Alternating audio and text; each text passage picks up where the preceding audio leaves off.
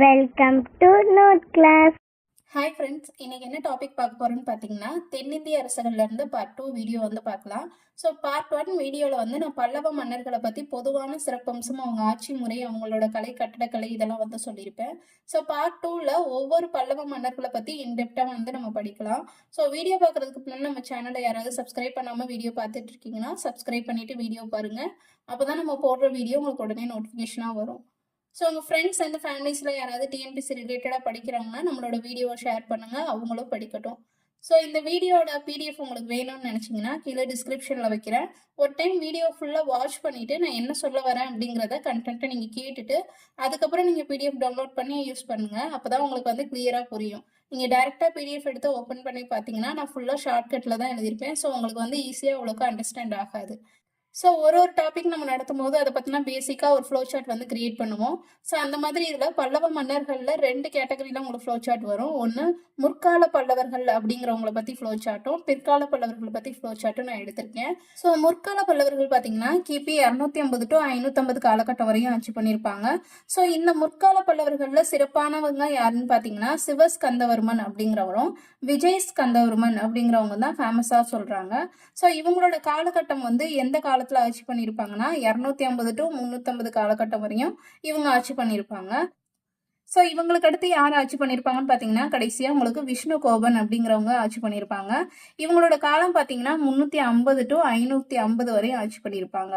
So இதுதான் முற்கால பல்லவர்களில் ஆட்சி செஞ்சவங்களோட காலவரிசை. அதுக்கடுத்து பார்த்தீங்கன்னா பிற்கால பல்லவர்கள். ஸோ பிற்கால பல்லவர்கள் எதுவரை ஆட்சி பண்ணியிருப்பாங்கன்னு பார்த்தீங்கன்னா 570 to 903 காலகட்டம் வரையும் ஆட்சி பண்ணியிருப்பாங்க இந்த பிற்கால பல்லவர்கள். ஸோ இவங்கள தான் நம்மளுக்கு எக்ஸாம் பேஸில் வந்து கொஸ்டின் கேட்பாங்க. முற்கால பல்லவர்கள் வந்து கொஸ்டின் கேட்கறது ரொம்ப ரொம்ப கம்மி. ஸோ நம்ம பிற்கால பல்லவர்களை மட்டும் டீட்டெயிலாக படிச்சுக்கிட்டிங்கன்னா அதுவே போதுமானதாக இருக்கும்.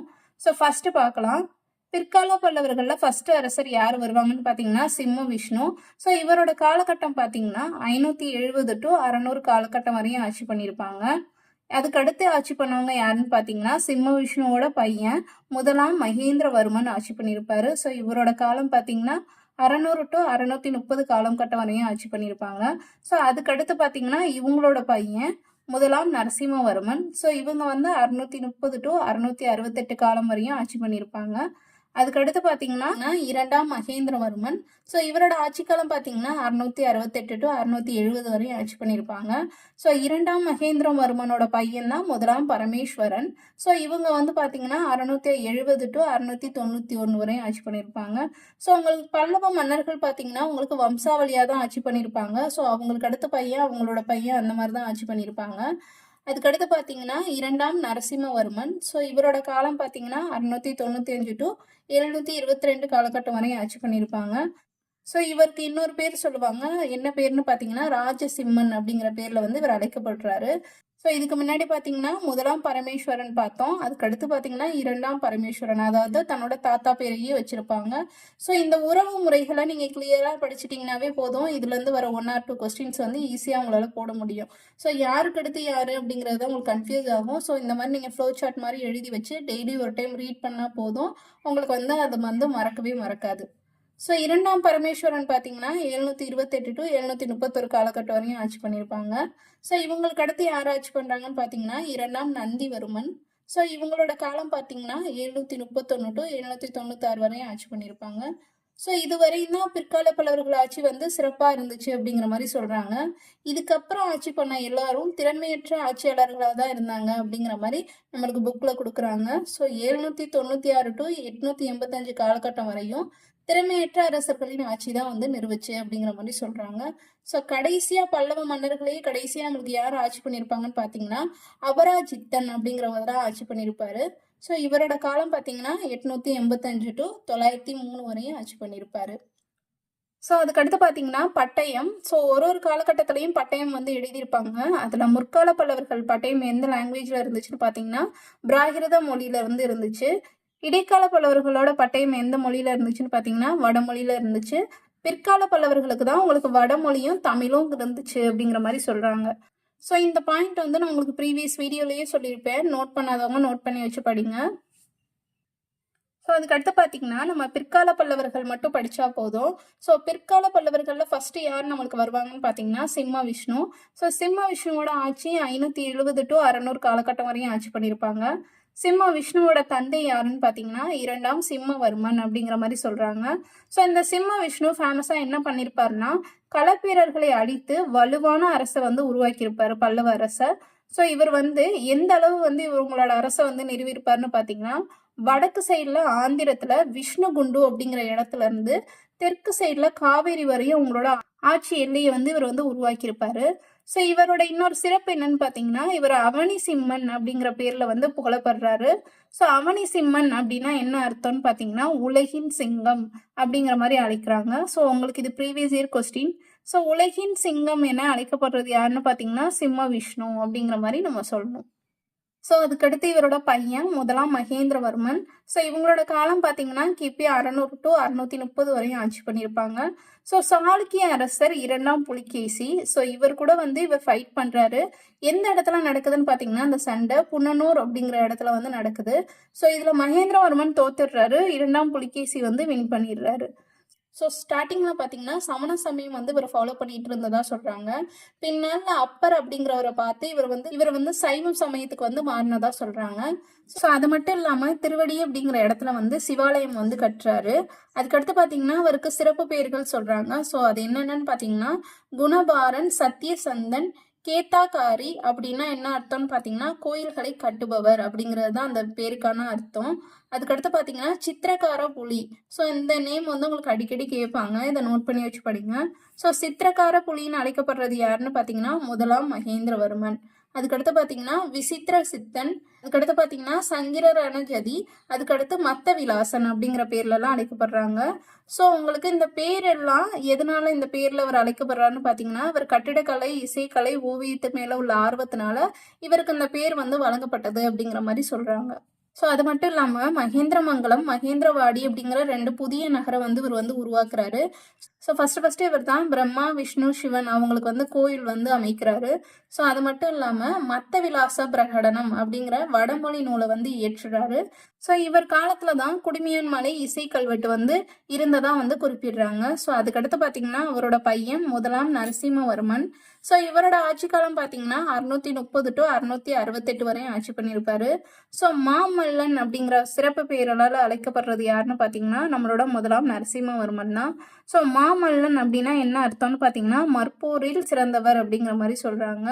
ஸோ பழிவாங்க உறுதி கொண்டு, அதாவது அவங்க அப்பா வந்து சண்டை பண்ணியிருப்பார் இல்லையா, 2ஆம் புலிகேசி வின் பண்ணிடுவார், மகேந்திரவர்மன் தோற்றுருவார் இல்லையா. ஸோ தன்னோட அப்பாவை வந்து தோக்கடிச்ச 2ஆம் புலிகேசி வந்து பழி வாங்கணும் அப்படிங்கிற மாதிரி உறுதி கொண்டிருப்பாரு. ஸோ அதனால காஞ்சிக்கு அருகில் மணிமங்கலம் அப்படிங்கிற போரில் வந்து 2ஆம் புலிகேசியை வந்து இவர் வின் பண்ணிடுறாரு. ஸோ இது வந்து நம்மளுக்கு எப்படி தெரியுதுன்னு பார்த்தீங்கன்னா கூரன் செப்பேடு அப்படிங்கிறதுல வந்து இந்த குறிப்பு வந்து கொடுத்துருக்கதா சொல்கிறாங்க. ஸோ இதுக்கு அடுத்து பார்த்தீங்கன்னா வாதாபி நகரை அழித்து வாதாபி கொண்டான் அப்படிங்கிற பேரை வந்து இவரே சூட்டிக்கிட்டாரு அப்படிங்கிற மாதிரி சொல்கிறாங்க. ஸோ வாதாபி நகர் அப்படிங்கிறது எங்கே இருக்குன்னு பார்த்தீங்கன்னா சாளுக்கியரோட தலைநகரம் தான் வாதாபி நகர் அப்படிங்கிற மாதிரி சொல்கிறாங்க. ஸோ அந்த வாதாபி நகரை கைப்பற்ற அவருக்கு ஹெல்ப் பண்ணது யாருன்னு பார்த்தீங்கன்னா இலங்கை இளவரசர் மானவர்மன் அப்படிங்கிறவர் வந்து ஹெல்ப் பண்ணியிருப்பாரு. ஸோ அதனால இவர் ரிப்பீட்டாக இந்த மானவர்மன் அப்படிங்கிறவருக்கு வந்து 2 டைம் வந்து ஹெல்ப் பண்ணியிருப்பாரு. ஸோ இலங்கையின் அரசராக அவர் வந்து அரியணை ஏறுறதுக்கும் நம்மளோட நரசிம்மவர்மன் தான் ஹெல்ப் பண்ணியிருப்பாரு. ஸோ அது மட்டும் இல்லாமல் இந்த நரசிம்மவர்மனோட படை தளபதி யாராக இருந்தாங்கன்னு பார்த்தீங்கன்னா பரஞ்சோதி முனிவர். ஸோ இவர் வந்து சிறு தொண்டர் அப்படிங்கிற மாதிரி அழைக்கப்படுறாங்க.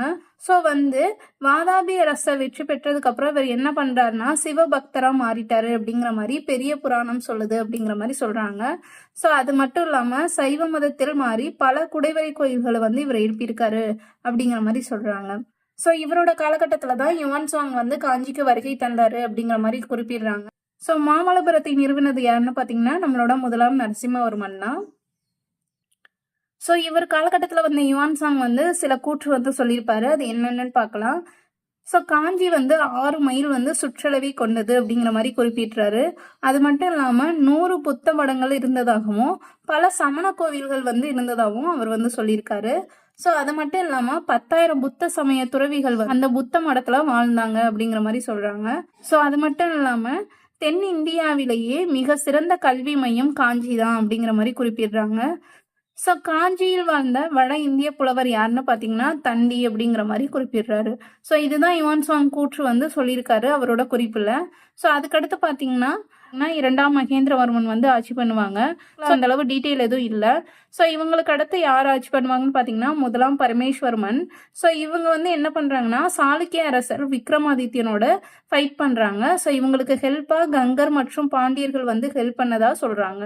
ஸோ அதுக்கடுத்து பார்த்தீங்கன்னா இரண்டாம் நரசிம்மவர்மன். ஸோ இவங்க வந்து ராஜசிம்மன் அப்படிங்கிற பேர்ல வந்து அழைக்கப்படுறாங்க. ஸோ இவர் என்னன்னு பார்த்தீங்கன்னா இவர் போர்களை வந்து விரும்ப மாட்டாரு. ஸோ பேசிக்காக இவர் என்ன பண்ணுவார்னா அமைதியான முறையில தான் எல்லாரும் இருக்கணும், சண்டை வந்து நிறைய வந்து யாரும் பண்ணக்கூடாது, அதனால நிறைய இழப்பு ஏற்படுது அப்படிங்கிற மாதிரி இவர் எண்ணம் கொண்டு போர்களற்ற அமைதி காலத்தை வந்து இவர் வந்து விரும்புவார். ஸோ அதுக்கடுத்து பார்த்தீங்கன்னா காஞ்சி கைலாசநாதர் ஆலயம் மற்றும் மாமல்லபுரத்தில் கடற்கரை கோயிலை வந்து இவர் வந்து கட்டியிருப்பாரு. ஸோ இவர் வந்து சீனாவுக்கு ஒரு தூதுக்குழு அனுப்புவார். ஸோ அங்கே அனுப்பி நிறைய வாணிபம் செய்கிறதுக்காக சீனாவுக்கு ஒரு தூதுக்குழு வந்து அனுப்புகிறாரு. ஸோ அது மாதிரி கடல் வாணிபம் வந்து இவரோட காலகட்டத்தில் தான் செழித்தது அப்படிங்கிற மாதிரி சொல்கிறாங்க. ஸோ இவருக்கு வந்து முக்கியமான பேர் வந்து 3 சொல்கிறாங்க. அது என்னன்னு பார்த்தீங்கன்னா சங்கர பக்தன் அப்படிங்கிற மாதிரியும், அதுக்கடுத்து வாத்தியா வித்யானந்தன் அப்படிங்கிற மாதிரியும், அதுக்கடுத்து ஆகம பிரியா அப்படிங்கிற மாதிரி இவங்க வந்து அழைக்கப்படுறதா சொல்றாங்க. இரண்டாம் நரசிம்மவர்மனுக்கு அடுத்து உங்களுக்கு யார் ஆட்சி பண்ணுவாங்கன்னு பார்த்தீங்கன்னா இரண்டாம் பரமேஸ்வரன் வந்து ஆட்சி பண்ணுவாங்க. ஸோ இவங்களோட ஆட்சி காலம் பார்த்தீங்கன்னா கிபி 728 டு 781 காலகட்டம் வரையும் ஆட்சி பண்ணுவாங்க. ஸோ இவர் யார் கூட ஃபைட் பண்ணுவார்னு பார்த்தீங்கன்னா சாளுக்கிய மன்னர் இரண்டாம் விக்ரமாதித்யனோட சண்டை பண்ணுவாங்க. ஸோ இதுக்கு முன்னாடி முதலாம் விக்ரமாதித்யனோட இரண்டாம் மகேந்திரவர்மன் வந்து சண்டை பண்ணியிருப்பாங்க. ஸோ இதில் பார்த்தீங்கன்னா இரண்டாம் விக்ரமாதித்யனோட இரண்டாம் பரமேஸ்வரன் வந்து சண்டை பண்ணுவாங்க. ஸோ இந்த டிஃப்ரென்சியேஷன் நீங்கள் கிளியராக பார்த்து படிங்க. அதுக்கடுத்து பார்த்தீங்கன்னா இந்த இரண்டாம் பரமேஸ்வரன் வந்து கங்கர்களோட நடைபெற்ற போர்ல வந்து கொல்லப்பட்டிருப்பாரு. ஸோ இவருக்கு அடுத்து இவரோட பையன் தான் வாரிசுரிமைப்படி நம்மளுக்கு ஆட்சி பண்ணணும். ஸோ அவங்க பையன் வந்து ஆட்சிக்கு வந்து நான் பண்ணலை, எனக்கு ஆட்சி மேலே ஆசை இல்லைன்னு சொல்லிட்டு பண்ணல. ஸோ அதனால வந்து உங்களுக்கு என்ன ஆகுன்னு பார்த்தீங்கன்னா பல்லவ மரபு வந்து இதோட முடிஞ்சிருச்சு. அதாவது வாரிசுரிமையாக ஆட்சி பண்ணுறது வந்து இந்த மரபு வந்து முடிந்தது அப்படிங்கிற மாதிரி சொல்கிறாங்க. ஸோ அதுக்கடுத்து யார் ஆட்சி பண்ணுவாங்கன்னு பார்த்தீங்கன்னா இரண்டாம் நந்திவர்மன். ஸோ இவர் யாருன்னு பார்த்தீங்கன்னா சிம்ம விஷ்ணுவோட தம்பி தான் இந்த இரண்டாம் நந்திவர்மன். ஸோ இவர் வந்து எப்படி செலக்ட் பண்ணுறாங்கன்னு பார்த்தீங்கன்னா கடிகையின் வாழ்ந்த மக்கள், அதாவது ஸ்கூல், அதாவது காஞ்சி ஸ்கூலுக்கு பேர் இன்னொரு பேர் என்னன்னு சொன்னேன்னா கடிகைன்னு சொன்னேன் இல்லையா. ஸோ அந்த கடிகையில் வாழ்ந்த மக்களும் பொதுமக்களும் சேர்ந்து செலக்ட் பண்ணுறாங்க. ஸோ சிம்ம விஷ்ணுவின் தம்பியை வந்து செலக்ட் பண்ணுறாங்க. ஸோ இவர் வந்து விஷ்ணு பக்தராக இருக்கார். ஸோ இவர் வந்து வைகுந்த பெருமாள் கோவில் அப்படிங்கிறத வந்து கட்டியிருக்காரு. ஸோ இவரோட காலத்தை சேர்ந்தவர் தான் திருமங்கை ஆழ்வார் அப்படிங்கிற மாதிரி குறிப்பிடுறாங்க. ஸோ இறுதி காலகட்டம் யார் ஆட்சி பண்ணுவாங்கன்னு பார்த்தீங்கன்னா தண்டிவர்மனின் பையன் 3ஆம் நந்திவர்மன் வந்து ஃபர்ஸ்ட் ஆட்சி பண்ணுவார். ஸோ அவர் கொஞ்ச நாள் ஆட்சி பண்ணதுக்கப்புறம் அவர் இறந்துருவார். ஸோ இவருக்கு அடுத்து 3ஆம் நந்திவர்மனின் பேரன் அபராஜித்தன் வந்து ஆட்சி பண்ணுவாங்க. ஸோ இவர் வந்து ஆட்சி பண்ணுற காலகட்டத்தில் தான் தொண்டி மண்டல பகுதி மீது படையெடுத்து வந்த முதலாம் ஆதித்த சோழன் வந்து படையெடுத்து வராரு. ஸோ அவரோட இவர் வந்து போர் ஏற்படுது. போரின் முடிவில் வந்து சோழன் வந்து வின் பண்ணிடுறாங்க. அபராஜித்தன் வந்து போர்லேயே கொல்லப்பட்டுடுறாரு.